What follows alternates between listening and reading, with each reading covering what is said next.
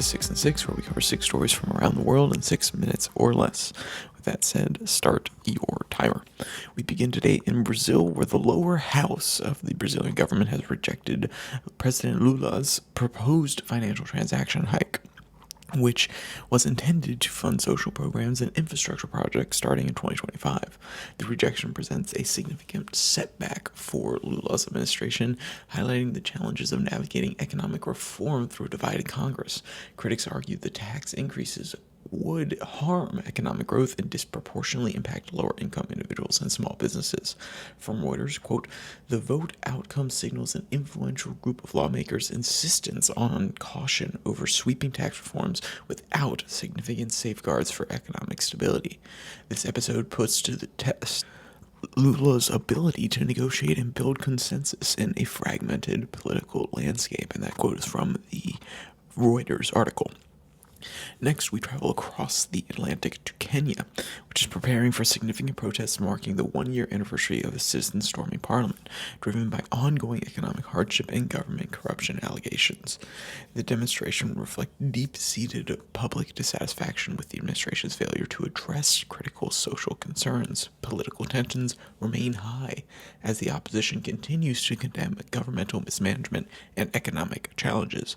From Reuters, "We marched to the gates of Parliament a year ago because we felt unheard and neglected by those in power. Now, a year later, the economic situation has worsened. Inflation is affecting our daily lives, and the promises that were made remain unfulfilled," Mary Wanjuku, a local activist, said. Sorry if I mispronounced her name, ma'am. Next, we go on to the North American continent, where a mass shooting in Guanajuato, Mexico, resulted in at least 10 fatalities inside a home in Abapizo El Alto. The incident is a part of ongoing cartel violence between the Santa Rosa de Lima and the Jalisco New Generation cartels, highlighting the region's escalating security crisis. Guanajuato, it continues to be one of Mexico's most violent states, with homicides increasingly linked to organized crime and territorial disputes.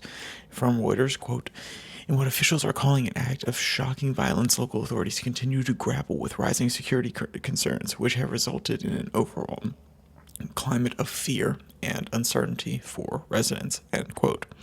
Next, we travel across the Pacific to South Korea, where their central bank, the Bank of Korea, or BOK, has implemented strategic changes to its open market operations to increase the money supply and address liquidity needs. The adjustments aim to provide financial institutions with enhanced capital influx, potentially supporting economic growth and stability.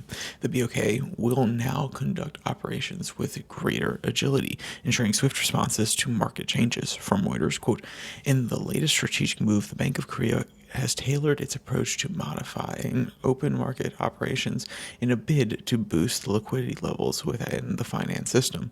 By recalibrating the current mechanisms, the BOK is poised to provide a more stable and responsive framework that better aligns with the nation's financial requirements," end quote. Next, we travel on down to Australia, where Peabody Energy has extended a lockout at its Hellsberg coal mine in Australia, affecting over 400 miners in an ongoing labor dispute. The union claims Peabody is undermining fair negotiations by locking out workers and pressuring them to accept unfavorable terms. The dispute centers around wages, working conditions, and the mine's long-term operational strategy. From Reuters, quote, "This is about more than just wages. It's about respect and fair treatment.